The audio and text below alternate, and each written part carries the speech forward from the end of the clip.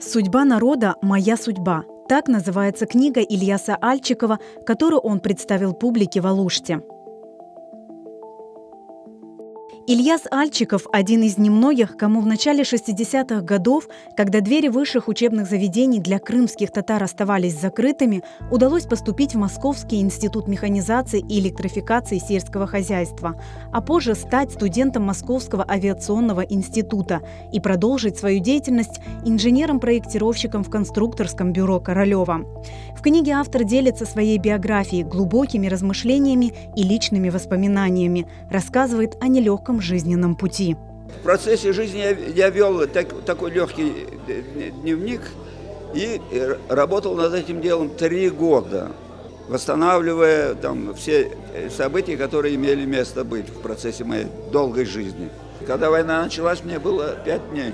Отец ушел на фронт, мать осталась с 3 детьми, и нас под автомат всех выбросили в Среднюю Азию. Начиная от выселения с деревни Шума, Верхней Кутузовки, когда мне еще 3 лет не было, и до последних дней. Всю жизнь меня эта власть пинала. В книге отражены самые трагические и важные события из жизни Ильяса Альчикова: разлука с родиной, тяжелое детство на чужбине, путь к знаниям, взлет карьеры в авиации, знакомство с известным ученым, профессором Рифатом Аппазовым, легендарным летчиком Амитханом Султаном, активное участие в национальном движении, арест и 7-летнее заключение, долгожданное возвращение на родину, в родное село Шума. Был связан с космонавтикой. 50 лет прожил в Москве и под старость лет решил вернуться на свою родину. Совсем я вернулся в 2008 году. В родной деревне около собственного отцовского дома. Участок.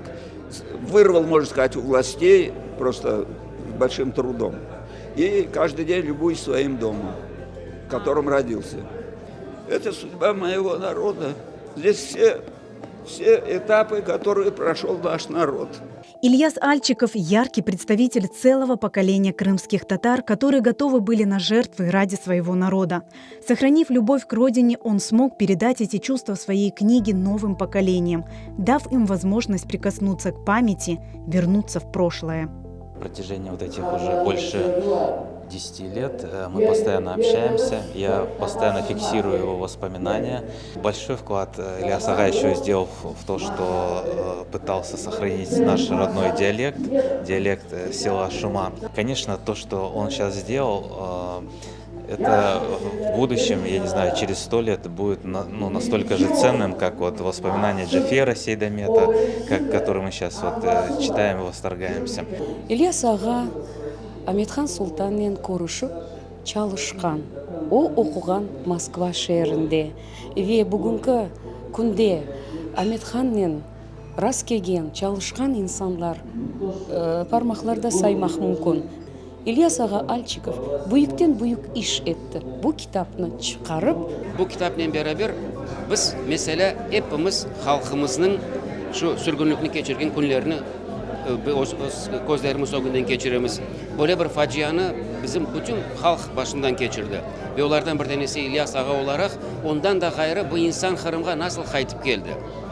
Onunla beraber bizler de kayıtıp geldik bunda bilesiz. Onunla beraber o kurgan evini sanki biz de kurgan dayın olduk. Ve bunlarını hepsini o böyle bir şeyler uydurup yazmadı. Onlarını hepsinin bu vakiyalarını hepsini özünün bese belli gündeliklerine esaslanıp hepsini saatini bile bazı bir kere günlerini beraber yazıp bu şeylerini hepsini tarihke kaldırdı.